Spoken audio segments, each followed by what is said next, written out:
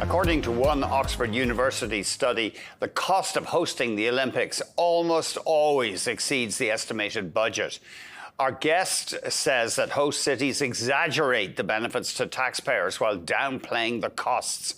And he thinks that Toronto and Vancouver are about to experience massive cost overruns and dubious benefits when it comes to co-hosting the 2026 Soccer World Cup. Moshe Lander is a senior lecturer in economics at Concordia University in Montreal and also a sports economist. Thanks very much indeed for joining us. Hello. Start off with the Olympics in Paris, if you would. Apparently, they'll be the sixth most expensive games. But you think there's a lot of flim-flam when cities talk about the benefits of hosting these events? Yeah, they're mostly vanity projects. It's some politician that can imagine themselves waving the flag at closing ceremonies to show that they're the next host. And they think that they're going to sit in the private box with all of the rich and famous of the world. And that usually leads them to promise taxpayers benefits that never actually materialize. And so you can just see, with maybe the exception of the 1984 Olympics in LA, there's just city after city that says, I didn't see the benefits that were promised, whether it's lower property taxes or more services that are offered or better infrastructure. What did they do in LA? They kept the costs down?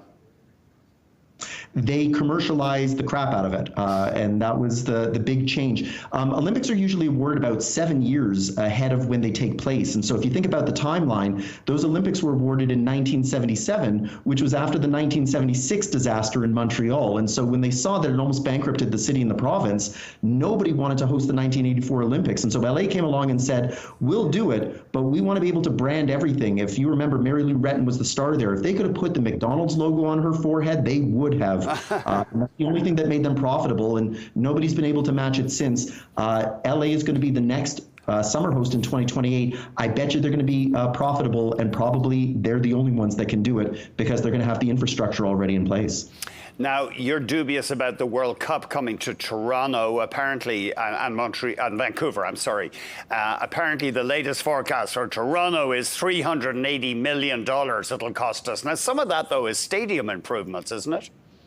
It is, but those stadium improvements are only going to last for the 6 or 7 matches that take place in Toronto. The field is outdoors. So when FIFA comes to town, they insist on it being the highest quality field for their pampered athletes, which of course would make sense. You don't want anybody tearing up their knees during such a premier event. But the problem is that grass is not going to last a Canadian winter. Same thing goes in Vancouver. They're playing indoors. And so you might be able to manufacture some sort of high quality grass for 2 weeks when you have a dome covering the place. But at some point, it's not going to last. And so they're just going to go back to the original turf that they have. So all of that expenditure isn't going to be anything that lasts sustainably. I do feel that we get a lot of promotion from countries and cities and, of course, the International Olympic Committee of these intangible benefits. I guess for you as an economist, it's hard to measure something like that. Not so much. You can try and estimate what the difference would be between not hosting and hosting. So if you take a look at Paris, for example, Paris has one of the highest occupancy rates for hotels of any tourist destination in the world. So if you're going to try and tell me that somehow there's a tourism benefit here, what I would do is try and calculate, all right, how many extra tourists are we really talking about given what would normally happen in a summer? So if I compare last summer to this summer, when I don't see that there's really a difference in tourists, then there's not really a benefit then from hosting the Olympics.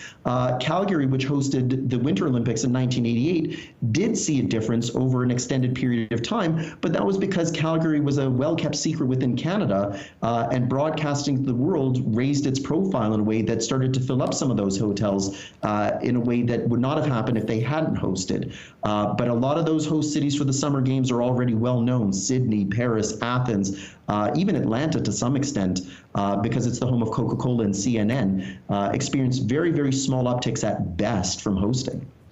Yeah, it's interesting. I'm just looking at BMO Field in Toronto.